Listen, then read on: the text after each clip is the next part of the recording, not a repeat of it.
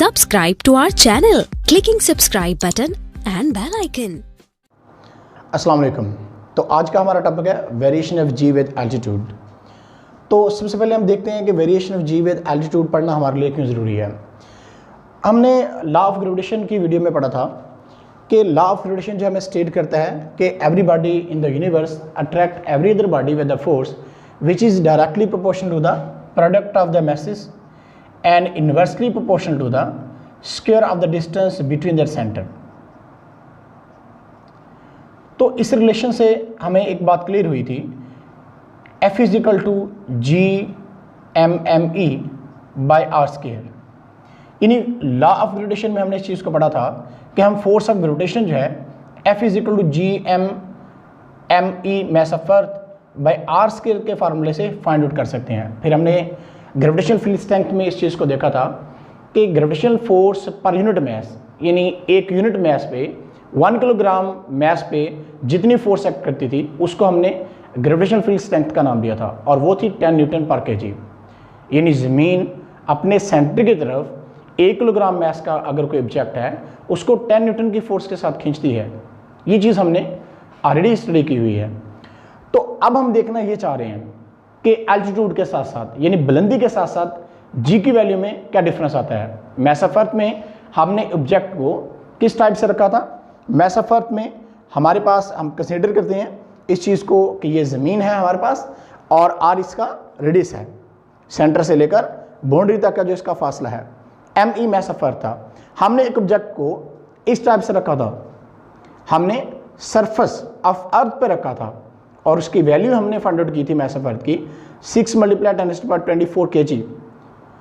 तो अब हम देखना ये चाह रहे हैं कि क्या इस मैस को जब इसकी पोजीशन हम चेंज करते हैं, यानी सरफेस ऑफ अर्थ से ऊपर को लेके जाते हैं, यानी एट सी लेवल से हम उसकी एल्टीट्यूड को चेक करना चाह रहे हैं कि जैसे जैसे उसकी बुलंदी को हम बढ़ाते हैं, क्योंकि बेसिकली जिस बुलंदी की या जिस एल्टीट्यूड की हम बात कर रहे हैं वो अबव एट सी लेवल की हम बात कर रहे हैं, यानी सी लेवल से सतह समंदर से ऊपर जब हम जाएंगे इस बॉडी को लेके तो उसी को हम एल्टीट्यूड का नाम दे रहे हैं, उसी को हम बुलंदी का नाम दे रहे हैं। तो इस चीज़ को हम देखेंगे कि variation of g with altitude, यानी बुलंदी के साथ साथ जैसे इस ऑब्जेक्ट को मैं ऊपर लेके जाता हूं तो इससे जी की वैल्यू जो है वो कैसे चेंज होती है। तो इसी चीज़ को हमने देखना है। तो सबसे पहले हम ये चीज़ देखना चाह रहे हैं कि variation of g with mass, यानी मैस के साथ वेरिएशन ऑफ जी कैसे आता है कि क्या नहीं आता है। By Newton first law of motion, sorry by Newton's law of gravitation, F is equal to G m m e by r square and F is equal to W and W is equal to m g. Because हमने पढ़ा था कि force जो है हमारे पास होती है, जैसे सपोज करें ये अर्थ है और ये किसी बॉडी का मैस है, इनके दरमियान जो फोर्स होगी वो इनके प्रोडक्ट ऑफ मैसेज के डायरेक्टली प्रोपोर्शनल होगी और डिस्टेंस इनके सेंटर से जो डिस्टेंस होगा उसके इन्वर्सली होगी। और इस रिलेशन को हमने कंबाइन किया था तो हमारे पास रिजल्ट कुछ यूं बना था, F is equal to G m m e by r square. F is equal to W, यानी इस बॉडी का जो वेट है किसी भी बॉडी का वो किस तरफ एक्ट कर रहा होता है। ड्यू टू ग्रेविटी जो है किसी बॉडी का वेट होता है वो अर्थ के सेंटर की तरफ एक्ट कर रहा होता है। तो that's why F is equal to W and W is equal to m g हमारे पास रिजल्ट आएगा। अब ये value F is equal to m g जो है ये हम इस रिलेशन के अंदर लगा देते हैं। तो m g is equal to G m m e by r square हमारे पास रिजल्ट आएगा। मैस से में कैंसिल हो जाएंगे। G is equal to G capital M E mass of earth है and R square is the radius of earth है। तो अब इस रिलेशन में अगर आप देखो तो G हमारे पास किसके इज इक्वल टू आया, G हमारे पास आया G is equal to G capital which is gravitational constant और universal constant M E mass of earth है एंड आर स्केयर के बराबर है। और इस रिलेशन से हमें क्या पता चला, इस रिलेशन से हमें इस चीज़ के बारे में पता चल रहा है कि variation of g with mass के साथ नहीं आने वाला, यानी मैस जो है वो लार्ज है या स्मॉल है, इससे जी की वैल्यू में कोई फर्क नहीं पड़ने वाला। यानी जी की वैल्यू जो होती है वो मैस पे डिपेंड नहीं करती, जी की वैल्यू जो है वो मैस पे डिपेंड नहीं करेगी। आपने किस भी टाइप का मैस लिया हुआ है, लार्ज लिया है स्मॉल लिया है, तो क्योंकि रिलेशन के अंदर हमारे पास मैस नहीं है, ये बेसिकली मैस ऑफ अर्थ है। आर स्केयर जो हमारे पास है यानी रेडियस का जो हमने स्केल लिया हुआ है ये जी की वैल्यू के इन्वर्सली प्रोपोर्शनल है, यानी G inversely proportional to square of radius है। इसका मतलब ये हुआ कि जी की वैल्यू कांस्टेंट नहीं रहने वाली। कैसे कांस्टेंट रहेगी? बिकॉज जब हम रेडियस को चेंज करेंगे, रेडियस जो होगा वो कम ज़्यादा होगा तो इससे जी की वैल्यू पे फर्क पड़ेगा। तो इसलिए जी की वैल्यू जो है वो कांस्टेंट नहीं रहेगी, जी की वैल्यू चेंज होगी। इन्वर्स रिलेशन है और हमें पता है इन्वर्स रिलेशन में अगर एक चीज़ बढ़ती है तो दूसरी घटती है, और इसी तरह से अगर एक चीज़ घट रही है तो दूसरी बढ़ती है, यानी एक चीज़ के इंक्रीज होने से दूसरी डिक्रीज होगी, इसी तरह से एक चीज़ के डिक्रीज होने से दूसरी इंक्रीज होगी। ये इन्वर्स रिलेशन होता है। तो इन्वर्स रिलेशन में हमें इस चीज़ के बारे में G equal to G capital ME by r square जो हम देख रहे हैं, इससे हमें एक चीज़ तो फाइनल हो गई है कि variation of G with math के साथ नहीं है, यानी G की वैल्यू जो है वो मैथ पे डिपेंड नहीं करेगी। एक बात ये क्लियर यहाँ पे हो रही है।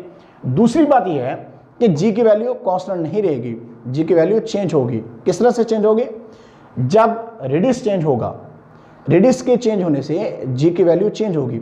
इसका मतलब एल्टीट्यूड की हम बात करने जा रहे हैं। अब तो देखते हैं नेक्स्ट, अब वैल्यू ऑफ G हम देखेंगे। Value of G at altitude h above surface of earth, यानी सरफेस ऑफ अर्थ से आप बॉडी को उठा के ऊपर ले जाते हो, जैसे कि यहाँ पे फिगर में हम दिखा रहे हैं। ये हमने अर्थ का मैस ME लिखा हुआ है, ME मैस ऑफ अर्थ है and R is the radius है। अब इस बॉडी को जो मैस ऑफ अर्थ वाले टॉपिक में मैं डिस्क्रिप्शन में उसका लिंक दूंगा, आप उस वीडियो को लास्ट में देखिएगा, क्योंकि वहां पे हमने बॉडी को सरफेस ऑफ अर्थ पे रखा था। अब यहां से हम क्या कर रहे हैं, इस टॉपिक में हम इस मैस M को h हाइट पे लेके जा रहे हैं, लेकिन मैस M जो होगा उसका वेट वर्टिकली डाउनवर्ड एक्ट करेगा। बिकॉज हमें पता है वेट किस वजह से होता है, वेट होता है ग्रेविटेशन पुल जो होता है, ग्रेविटेशन फोर्स की वजह से होता है। जमीन एक कशिश की कुव्वत रखती है, यानी ग्रेविटी की फोर्स रखती है, जिस वजह से वो हर बॉडी को अपने सेंटर की तरफ खींचती है। और अर्थ का हर बॉडी को अपने सेंटर की तरफ खींचना ही क्या कहलाएगा, ये वेट बॉडी का कहलाएगा। यानी फोर्स ऑफ ग्रेविटेशन जो है वो हमें किस चीज को बता रही है कि फोर्स ऑफ ग्रेविटेशन की वजह से ही किसी बॉडी का वेट होता है, which is equal to W is equal to mgh। हमने mgh इस वजह से लिखा है बिकॉज हम बॉडी को h हाइट पे लेके गए हैं। आप देखें यहाँ पे मैस वैसे ही रखा हमने, मैस के साथ कुछ नहीं लिखा, मैस सेम, बट gh हमने लिखा बिकॉज हम बॉडी को h बुलंदी पे लेके गए हैं, हम h एल्टीट्यूड पे लेके गए हैं, उसको h हाइट पे लेके गए हैं बॉडी को। दैट्स वाई हमने लिखा कि gh हमारे पास W is equal to mgh। अब इसको मैं मजीद आपको दिखाता भी हूं।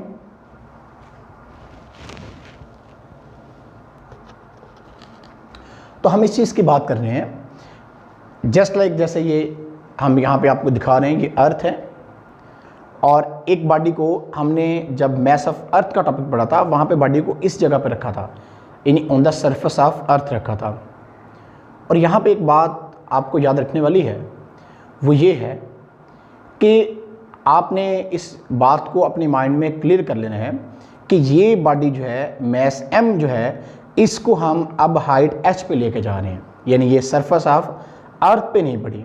मैंने स्टार्ट पे वीडियो पे आपको बताया था कि एल्टीट्यूड जो है वो बेसिकली हम सतह समंदर से बुलंदी को देखना चाह रहे हैं कि जब सतह समंदर से एट सी लेवल से हम हाइट h पे जाएंगे तो यही एल्टीट्यूड हम चेक करेंगे कि जिससे variation of G with altitude आने वाला है। तो अब इस बॉडी को हम यहाँ से उठा के इस जगह पे ले गए, यानी यहाँ से सरफेस ऑफ अर्थ से इस जगह पे जब लेके जाओगे आप तो तब होगा हमारे पास ये h डिस्टेंस इसका होगा, ये एल्टीट्यूड हमारे पास कितना होगा, h होगा, ये बुलंदी h हमारे पास होगी। अब हमने इस चीज़ को ऑलरेडी वीडियो के स्टार्ट पे देखा था कि G इज इक्वल टू हमारे पास G capital ME mass of earth by r square आता है। As mass is at altitude h above the surface of earth, यानी हम मैस को h हाइट पे ले गए हैं, तो दैट्स वाई अब ये रेडियस हमारे पास है प्लस इसमें ये हाइट होगी, बुलंदी को हमें इसमें ऐड करना पड़ेगा। Because by law of gravitation हम इस चीज के बारे में जानते हैं, F inversely proportional to square of the distance. और यहां पे हमारे पास जो डिस्टेंस बन रहा है वो सेंटर ऑफ अर्थ से लेकर जहां पे हमने ऑब्जेक्ट ऑफ मास m रखा हुआ है वहां तक का डिस्टेंस होगा। इसलिए जो पहले r हमने सरफेस ऑफ अर्थ तक लिया था, अब क्योंकि हाइट h कवर किया बॉडी ने, that's way r plus h हो जाएगा। यानी अब टोटल डिस्टेंस जो होगा वो यहां से लेकर सेंटर ऑफ अर्थ से लेकर ऑब्जेक्ट ऑफ मास m जो है वहां तक होगा। तो इसलिए ये हमारे पास r प्लस h इसको कर देंगे हम, तो ये टोटल डिस्टेंस हमारे पास आ जाएगा। इसलिए मैंने यहां पे लिखा है r is equal to r plus h।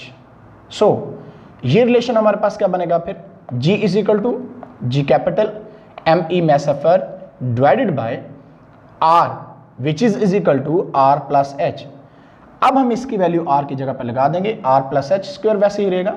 तो अब डिस्टेंस जो r था, जो यहां तक था, अब क्योंकि हाइट h पे ऑब्जेक्ट को लेके गए हैं, इसलिए ये क्या बन जाएगा r plus h। That's why r plus h, और इसके ऊपर ऑलरेडी स्क्वायर था वो हमने लिख दिया। अब यहाँ पे ये बात तो हमें क्लियर हो रही है कि g जो हमारे पास आ रहा है वो g capital m e r plus h के इज इक्वल टू r है।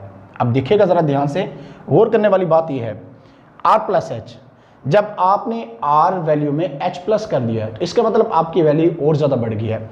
वैल्यू बढ़ने के साथ साथ उसके ऊपर स्क्वायर भी है तो वैल्यू और ज़्यादा बढ़ेगी। तो याद रखिएगा, जब ओवर में हमारे पास वैल्यू बहुत ज़्यादा बड़ी हो जाती है तो आंसर हमारे पास छोटा आता है। तो इससे भी यहाँ पे क्लियर होगा बात, आपको ये बात क्लियर हो जाएगी कि g की वैल्यू स्मॉल आने वाली है। यानी जब आप इस ऑब्जेक्ट ऑफ मास m को हाइट पे लेके जा रहे हैं, यानी आप इस ऑब्जेक्ट को यहाँ से उठा के बुलंदी पे लेके जा रहे हैं, तो जैसे जैसे हाइट एल्टीट्यूड बढ़ता जाएगा वैसे वैल्यू, नीचे वाली वैल्यू जो होगी वैसे वैसे बढ़ती जाएगी। तो जैसे जैसे वो वैल्यू बढ़ेगी, तो इनवर्स रिलेशन में मैंने आपको यहाँ पे बताया था कि अगर ये डिस्टेंस बढ़ता है, अगर ये एल्टीट्यूड r रेडियस बढ़ता है, तो g की वैल्यू हमारे पास क्या होगी, कम होती जाएगी। तो इसलिए जैसे जैसे आप इसके एल्टीट्यूड को बढ़ाते जाओगे, इस बॉडी की हाइट को बढ़ाते जाओगे, वैसे वैसे g की वैल्यू क्या होती जाएगी, स्मॉल होती जाएगी। तो ये था variation of g with altitude, जिसको हमने देखा कि g की वैल्यू जो है वो बुलंदी के साथ साथ क्या होती जाएगी, कम होती जाएगी। यानी जैसे जैसे एल्टीट्यूड बढ़ता है वैसे वैसे क्या होगी, वैसे वैसे g की वैल्यू कम होगी। तो यहाँ पे कुछ क्वेश्चंस मैंने लिखे हैं जो कि काफ़ी ज़्यादा आपके लिए हेल्पफुल रहेंगे। तो पहला क्वेश्चन जो है वो ये है कि where does value of g will maximum. तो वैल्यू ऑफ जी मैक्सिमम कहाँ पे होती है, value of g on the surface of earth पे मैक्सिमम होगी। इस बात को आपने ज़हन कर लेना है कि जी की वैल्यू जो होगी वो कहाँ पे मैक्सिमम होगी, ऑन द सरफेस ऑफ अर्थ जो है, यानी इस जगह पे जी की वैल्यू क्या रहेगी, मैक्सिमम रहेगी। उसके बाद नेक्स्ट क्वेश्चन मैंने लिखा है at what place on surface of earth value of g will be maximum. तो ये चीज़, ये क्वेश्चन आपको लगेगा कि सेम क्वेश्चंस हैं, लेकिन थोड़ा डिफरेंस इसमें है। वो ये है कि जब हम इस चीज़ की बात कर रहे हैं तो ये हम बात कर रहे हैं क्योंकि अर्थ की जब हम बात करेंगे हम पोल और इक्वेटर की बात करेंगे, तो वैल्यू ऑफ जी जो होती है वो इक्वेटर पे मिनिमम होती है और पोल्स पे जी की वैल्यू क्या होती है, मैक्सिमम होती है। ये आपके लेवल से थोड़ा क्वेश्चन ज़्यादा इन्हीं लेवल का है, लेकिन आपने इसको थोड़ा समझने की कोशिश करनी है कि पोल और इक्वेटर पे जो है, यानी पोल पे जी की वैल्यू जो होगी वो मैक्सिमम होती है और इक्वेटर पे जी की वैल्यू क्या होती है, मिनिमम होती है। तो ये काफ़ी ज़्यादा आपके लिए हेल्पफुल रहेगी चीज़। और साथ ही ये बात आपने याद रखनी है कि अर्थ जो है वो एलिप्टिकल शेप है, जस्ट लाइक जैसे एग की शेप होती है, ठीक है। तो इसलिए जैसे आप सेंटर ऑफ अर्थ से आप दूर जाते हो तो आपका रेडियस चेंज होएगा, जब रेडियस चेंज होगा तो इससे वैल्यू ऑफ जी जो है वो चेंज होती है। तो ये क्वेश्चन भी आपके लिए हेल्पफुल रहेगा, तो इसलिए इनको आपने थोड़ा माइंड में रखना है ताकि आपके लिए जो value of g with altitude हमने पढ़ा है, ये पढ़ने का मकसद आपको समझ आए कि हम इसको किस लिए डिस्कस कर रहे हैं। उसके बाद कुछ कॉन्सिक्वेंस है, कुछ नतीजे हैं जो हम इस रिजल्ट से जो है फाइंड आउट करने जाएंगे। तो सबसे पहले हम देखते हैं कि जब ऑब्जेक्ट जो होगा हमारा, when height is equal to 1 earth radius और above surface of earth, G become 1/4 of its value. तो जी की वैल्यू पे क्या फर्क पड़ता है, कैसे चेंज होती है। अब देखिएगा जरा ध्यान से कि ये हमारे पास मास ऑफ अर्थ था और ये यहाँ से यहाँ तक का इसका रेडियस r था। जब इसको हम यहाँ से लेकर यहाँ तक लेके जाएंगे, यानी 1 अर्थ रेडियस हम लेके जाते हैं, तो इसकी वजह से हमारे पास इस रिलेशन में क्या होने वाला, r प्लस r हो जाएगा। यानी h जो होगा इसकी जगह पर हम क्या लिखेंगे, r लिखेंगे। मकसद कहने का ये है, समझने वाली बात ये है आपको कि जितना रेडियस ऑफ अर्थ है, जो कि वैल्यू इसकी होती है 6400 किलोमीटर, तो इतनी वैल्यू ही अगर आप सरफेस ऑफ अर्थ से इतनी ही हाइट पे जाओगे तो फिर इसका रेडियस जो होगा, जिसकी हम बात कर रहे हैं 1 अर्थ रेडियस, यानी 1 अर्थ रेडियस आप यहाँ पे जाओगे तो हम h जो होगा वो r के इज इक्वल टू लिख सकते हैं। तो जब h की जगह पे हम r लिखेंगे तो रिलेशन में क्या फर्क पड़ने वाला, h is equal to r हो जाएगा और g इज इक्वल टू हमारे पास gh बन जाएगा, क्योंकि हम h हाइट पे लेके जा रहे हैं इसको, that's why g is equal gh is equal to g capital me mass of earth by r plus r। इस रिलेशन के अंदर वैल्यू गई h is equal to r है, बिकॉज 1 अर्थ रेडियस है। r प्लस r करेंगे 2r बन जाएगा, ऊपर स्क्वायर है तो हमारे पास क्या आ जाएगा 1/4 बन जाएगा, g me और r स्क्वायर होगा, gh इज इक्वल टू किसके आ जाएगा। अब ये वैल्यू आप याद रखें g me by r square, g me by r square is equal to g का था, दैट्स वाई हम यहाँ पे क्या लगा देंगे g लगा देंगे। तो gh is equal to 1/4g, यानी कि जब आप एक अर्थ रेडियस मूव करके जा रहे हो तो g की वैल्यू जो भी होगी, यानी 10 मीटर पर सेकंड स्क्वायर है या 9.8 मीटर पर सेकंड स्क्वायर है, तो उसको आपने 4 पे डिवाइड कर देना है, यानी g की वैल्यू इतनी ज़्यादा कम हो जाएगी। तो इसको आप करके देखिएगा। उसके बाद है एट डिस्टेंस 2r, यानी पहले हमने क्या किया, हम 1r डिस्टेंस मूव करके सरफेस ऑफ अर्थ से गए थे, अब इतने ही डिस्टेंस आप और मूव कर जो, ये आप देखिएगा ज़रा, हम आपको दिखाते हैं इसको।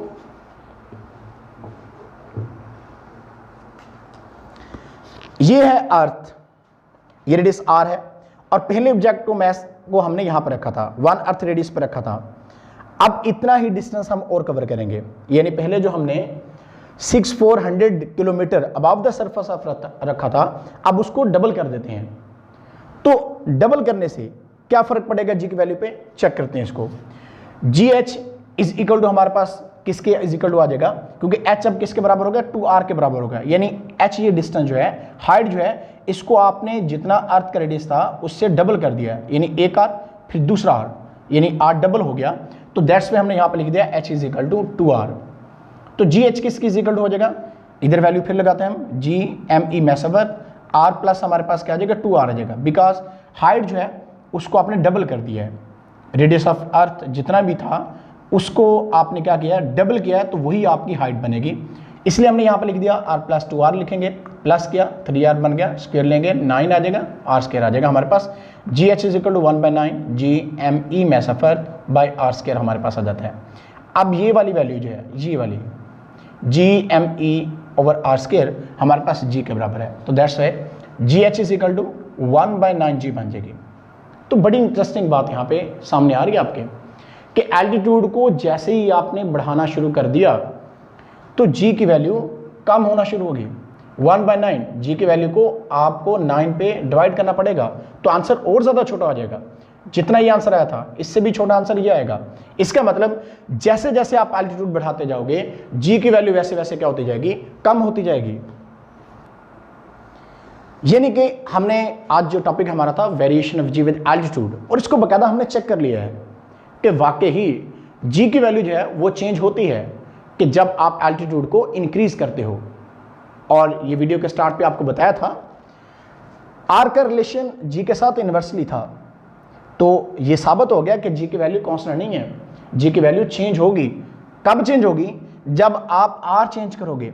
जैसे जैसे हमने r को इंक्रीज किया तो आपने देखा यहाँ पे वैल्यू स्मॉल हुई, लेकिन उससे भी ज़्यादा वैल्यू स्मॉल यहाँ पे होगी जब हमने एल्टीट्यूड को और ज़्यादा बढ़ा दिया था। तो इसको हमने एक तरीकाकार से सारा समझा है और इसको हमने देख लिया है कि वाकई variation of g with altitude आता है। तो उम्मीद है आज का लेक्चर आपको समझ आया होगा। तो मिलेंगे इंशाल्लाह नेक्स्ट लेक्चर में, तब तक अल्लाह हाफिज़।